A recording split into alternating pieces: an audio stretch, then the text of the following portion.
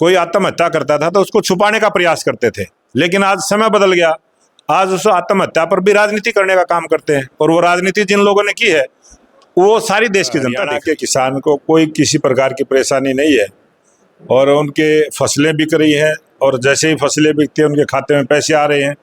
लेकिन कुछ लोग राजनीति जरूर करने का काम करते हैं, और वो अच्छे काम में भी राजनीति करते हैं। उनको भी बधाई देता हूँ, दीपावली का उत्सव है, वो भी अपनी राजनीति करें। लेकिन हरियाणा की किसान की चिंता हरियाणा के लोकप्रिय मुख्यमंत्री नायब सिंह सैनी जी ने की है। नमस्कार दोस्तों, मैं सलीम और आप देख रहे हैं नमस्कार भारत। इस समय मैं आपको तस्वीर दिखा रहा हूं जिला सोनीपत के हल्का बड़ौदा के गांव बुसाना की, और बुसाना में खुशीराम भारतीय के द्वारा एक आसपास की बड़ौदा हल्के की जितनी पंचायतें हैं उन पंचायतों के गणमान्य लोगों को जो है उनका मान सम्मान समारोह जो है वो रखा गया है। हालांकि इस प्रोग्राम के अंदर ही जो उनको एक पुत्र रत्न प्राप्ति हुई है उसको लेकर भी वो काफ़ी उत्साहित हैं। उन्होंने आसपास के बुजुर्गों का मान सम्मान समारोह रखा, और इस मान सम्मान समारोह में महर्षि ज्ञानानंद जी महाराज के अलावा जो बीजेपी के प्रदेश अध्यक्ष हैं मोहनलाल बड़ोली, वो मुख्य अतिथि के रूप में यहाँ पहुँचे हैं। और देख सकते हैं कि खुशीराम भारतीय और उनके परिवार द्वारा किस प्रकार से मोहनलाल बड़ोली का और उनसे आशीर्वाद देखिए, जो पुत्र है उनको गोद में उन्होंने लिया है मोहनलाल बड़ोली ने, और आशीर्वाद स्वरूप जो है आशीर्वाद दिया है उनको कि खुशीराम भारतीय एक बहुत अच्छा मिशन लेकर इस हलके में काम कर रहे हैं, युवाओं के लिए और बुजुर्गों के लिए, महिलाओं के लिए, तमाम परिवार के लोगों से बातचीत करते हुए चीफ गेस्ट जो मोहनलाल बड़ोली है वो यहाँ पहुँचे हैं। खुशीराम भारतीय जो अपनी स्कीमें हैं, जो एजुकेशन को लेके वो काम कर रहे हैं, उसको जो है बताते हुए प्रदेश अध्यक्ष को, और काफ़ी प्रसन्न नज़र यहाँ से प्रदेश अध्यक्ष जो हैं वो खुशीराम भारतीय के कार्यों से काफ़ी प्रसन्न यहाँ पर नज़र आ रहे हैं। और सबसे बड़ी बात यह है कि यहाँ पर जो ग्राम पंचायतें आई हुई थी, जितने भी महिलाएं आई हुई थी, खुशीराम भारतीय ने प्रयास किया कि जो जितने भी समय मोहनलाल बड़ोली और महाराज श्री ने उनको दिया, उनके हाथों से, उनके करकमलों से जो पंचायतों के जितने भी सरपंच आए हुए थे, महिलाएं आई हुई थी, उनको सम्मानित करवाया गया। देख सकते हैं आप तस्वीरें जो हैं वो आपको नमस्कार भारत के माध्यम से मैं आपको दिखाने का प्रयास कर रहा हूं कि किस प्रकार मोहनलाल बड़ोली जो गांव के आसपास से क्षेत्रों से लोग आए हुए तो उनको एक एक करके जो है किस तरह से सम्मानित किया जा रहा है। तस्वीरों को आप ज़रूर शेयर करें, और मैं उनसे विशेष बातचीत, हमने उनसे समय लिया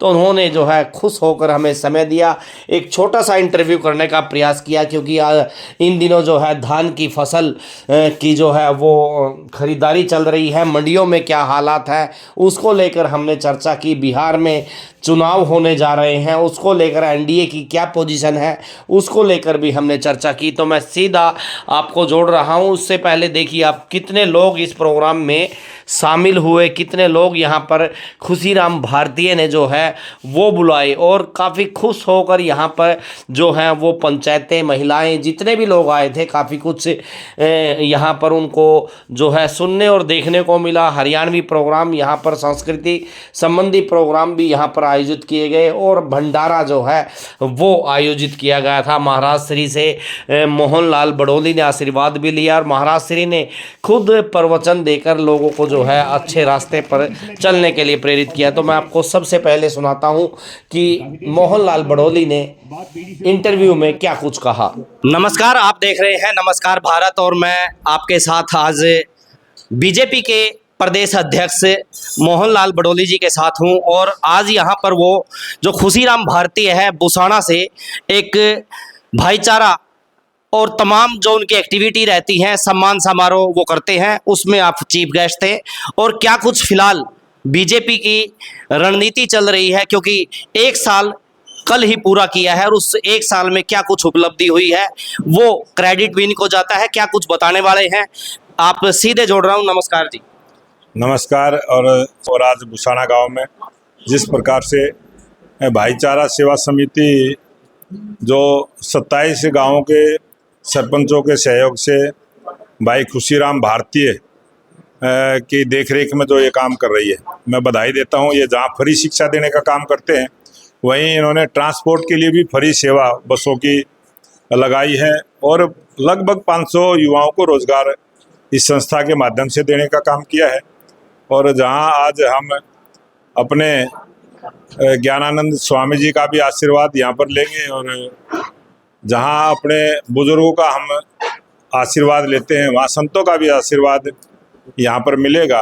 और भारतीय जनता पार्टी का ये 1 वर्ष का जो नॉन स्टॉप हरियाणा 3 गुना गति के साथ हरियाणा में विकास के काम हुए, 46 योजनाएं ऐसी हैं जिनको हरियाणा सरकार ने प्रदेश के लोकप्रिय मुख्यमंत्री नायब सिंह सैनी जी ने लागू करने का काम किया है। मैं बहुत बहुत बधाई साधुवाद हरियाणा सरकार को देता हूं कि उन्होंने लाडो लक्ष्मी जैसी योजना हो, चाहे आयुष्मान कार्ड जैसी हो, चाहे किसानों की फसलों के दाम देने की बात हो, युवाओं को रोजगार देने की बात हो और जो गरीब कल्याण की योजनाएं हैं वो गरीब के घर तक पहुंचाने की बात हो, सबको अच्छे से पूरा करने का काम किया है। मैं हरियाणा सरकार को 1 वर्ष पूरे होने पर बहुत बहुत बधाई और शुभकामना देता हूँ। अध्यक्ष जी, अगर मंडियों की बात करें, आपने धान MSP पे बताया खरीद रहे हैं, लेकिन अगर मंडियों की हकीकत की बात करें तो किसान जो है वो बड़ा परेशान है जब मंडी के हालात देखते हैं। आज हरियाणा के किसान को कोई किसी प्रकार की परेशानी नहीं है और उनके फसलें बिक रही हैं और जैसे ही फसलें बिकती हैं उनके खाते में पैसे आ रहे हैं। लेकिन कुछ लोग राजनीति जरूर करने का काम करते हैं और वो अच्छे काम में भी राजनीति करते हैं, उनको भी बधाई देता हूँ। दीपावली का उत्सव है, वो भी अपनी राजनीति करें, लेकिन हरियाणा की किसान की चिंता हरियाणा के लोकप्रिय मुख्यमंत्री नायब सिंह सैनी जी ने की है। देश के प्रधानमंत्री नरेंद्र मोदी जी ने देश के सभी किसानों के कल्याण की योजनाओं को लागू करने का काम किया है और किसानों को कोई तकलीफ ना हो, इसके लिए भरसक प्रयास हरियाणा सरकार ने और भारत सरकार ने किया। प्रदेश में कानून व्यवस्था अगर बात करें तो विपक्ष भी आरोप लगा रहा है बिगड़ती हुई नजर आ रही है। विपक्ष के पास कोई आरोप नहीं है, कोई मुद्दा नहीं है। विपक्ष झूठ बोलता है और झूठ की राजनीति करता है और उनकी झूठ का जवाब देना कोई हमें जरूरी नहीं है, जनता जवाब देगी और जब चुनाव आता है जनता उसका जवाब देती है। अभी बिहार का चुनाव है, बिहार की जनता भी कांग्रेस को, विपक्ष को उनकी झूठ का जवाब देने वाली है और 6 तारीख को 11 तारीख को चुनाव होंगे, 14 को रिजल्ट आएगा और जब फिर से NDA की सरकार बनेगी तो अपने आप विपक्ष को पता चलेगा कि उनकी झूठ अब टिकने वाली नहीं।